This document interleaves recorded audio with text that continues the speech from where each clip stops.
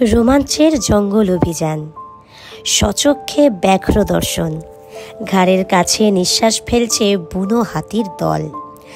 Rajaji national পার্কে রোমাঞ্চকর অভিজ্ঞতা নিয়ে ফিরলেন নির্মাল্য চক্রবর্তী। নন্দাদেবী এক্সপ্রেস কাঁটায় কাঁটায় ঠিক ভোর 4টে নাগাদ হরিদ্বার স্টেশন পৌঁছতেই লটবহর নিয়ে নেমে পড়লাম। গ্রীষ্মের এই কাকভোরে কেমন যেন একটা শিরশিরে হাওয়া বইছে।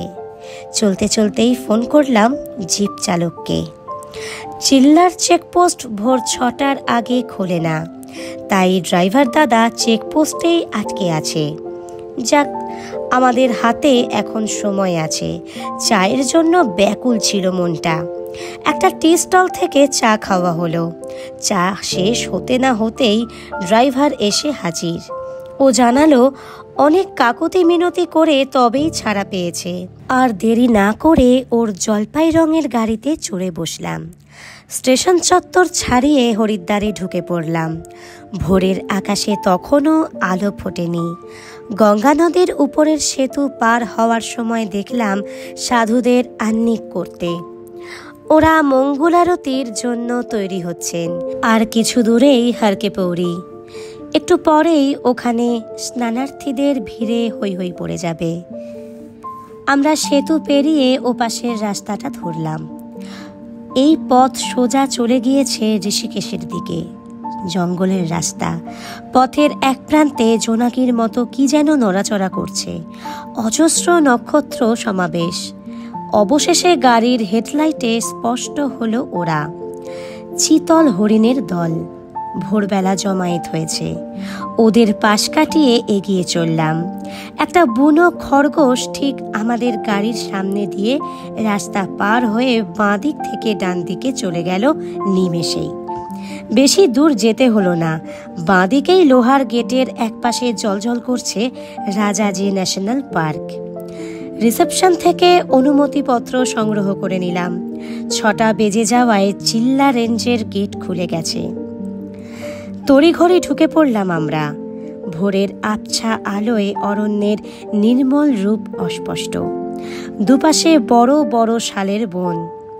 মধ্যিখানে সরু এক ফালি পথ সামনের দিকে মিলিয়ে গেছে। উঁচু উঁচু শাল গাছের বন এখানে এতটাই ঘন যে দিনের আলো প্রবেশ করা দুষ্কর। পাখিদের কোলাহলের ভরপুর আনন্দ মেখে এগিয়ে চললাম আমরা।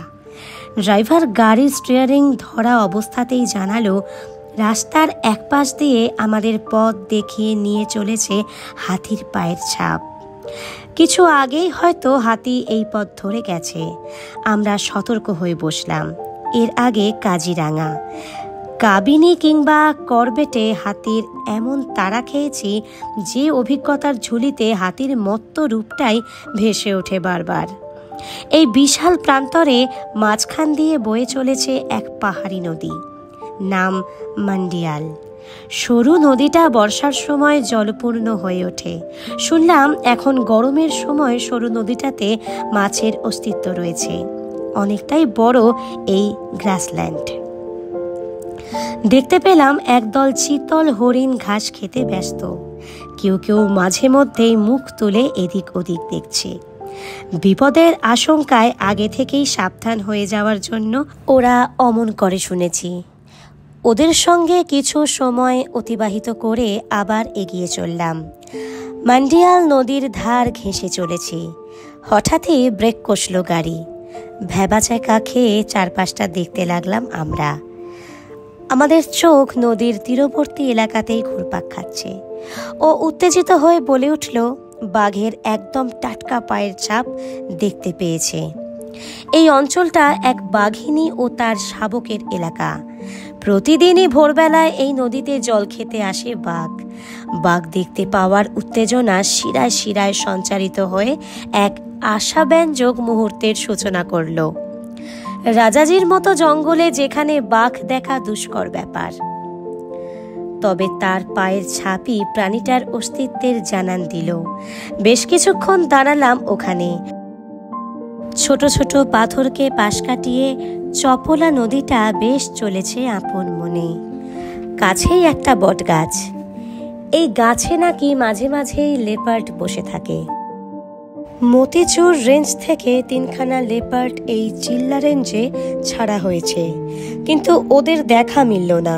শুনলাম এখানে বাঘের তুলনায় লেপার্ড দেখা সহজ। এখানকার বাঘ নাকি লাজুক প্রকৃতির। দূর থেকে মানুষের অস্তিত্ব টের পেলেই ওরা গা ঢাকা দেয়। আর হাতি যদি দেখতে হয় তাহলে বিকেল বেলায় আসতে হবে মান্ডিয়াল নদীর তীরে। ওরা তখন দল বেঁধে জল খেতে আসে। আবার চলা শুরু হলো।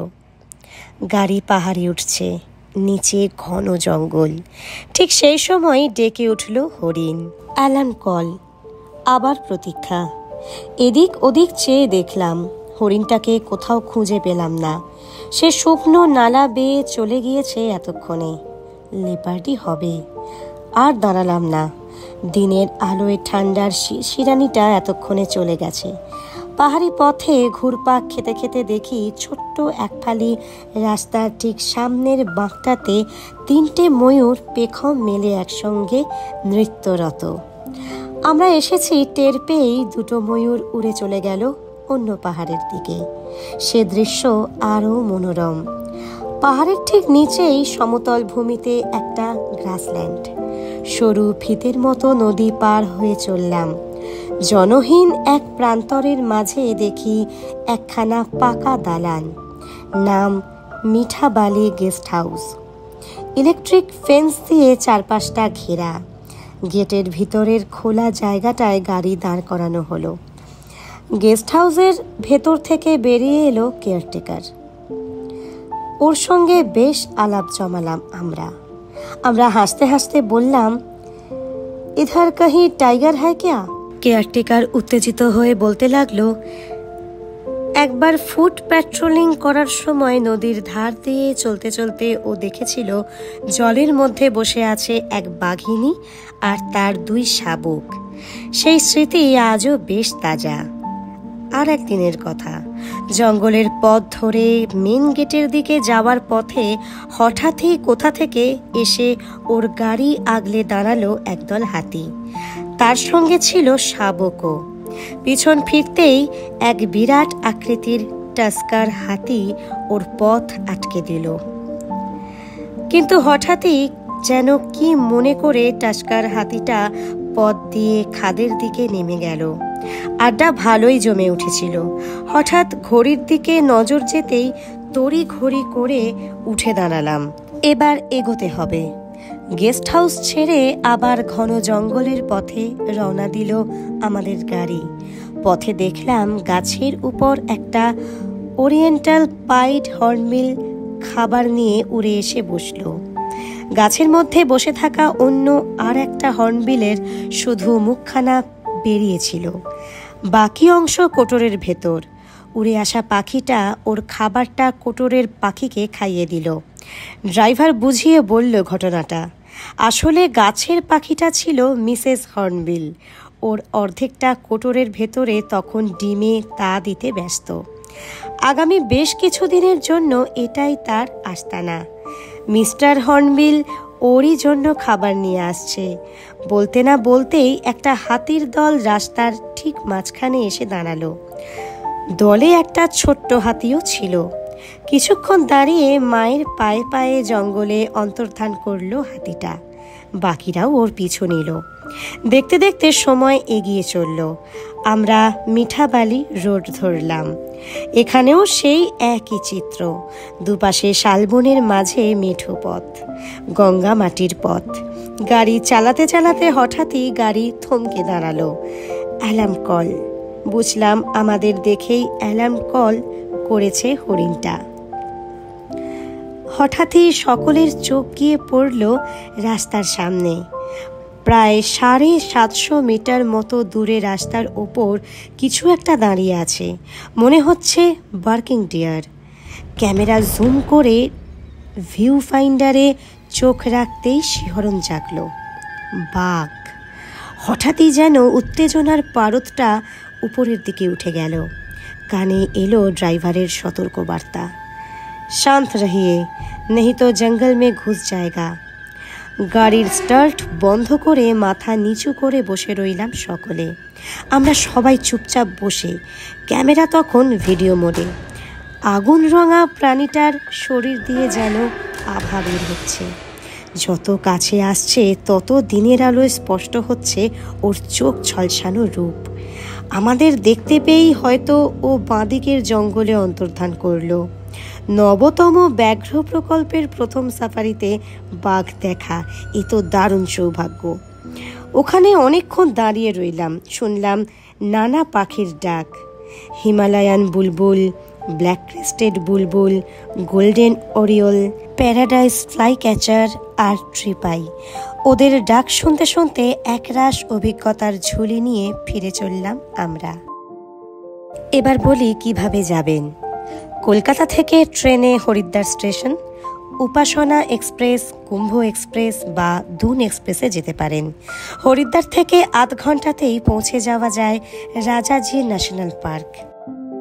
কোথায় থাকবেন? জঙ্গলি রিসর্ট হরিদ্বার। ডাবল বেডরুমের ভাড়া ৩,৩৫৭ টাকা থেকে শুরু। গোল্ডেন টিউলিপ হরিদ্বার, ডাবল বেডরুমের ভাড়া ২,৭৮৫ টাকা থেকে শুরু। কন্ট্যাক্ট নাম্বার স্ক্রিন এবং ডেসক্রিপশন বক্সে থাকবে। তবে হোটেলের ভাড়া পরিবর্তন সাপেক্ষ, সরাসরি যোগাযোগ করাই বাঞ্ছনীয়। Life on the road. আজকের ভিডিওটা এখানেই শেষ করলাম। পরবর্তী ভিডিওর নোটিফিকেশান পেতে আমার চ্যানেল ট্যুরিজম ডায়েরি অবশ্যই সাবস্ক্রাইব করে বেল আইকনটি প্রেস করে রাখুন। আর ভিডিওটি ভালো লেগে থাকলে একটা লাইক দিয়ে শেয়ার করতে ভুলবেন না। ততক্ষণের জন্য টাটা।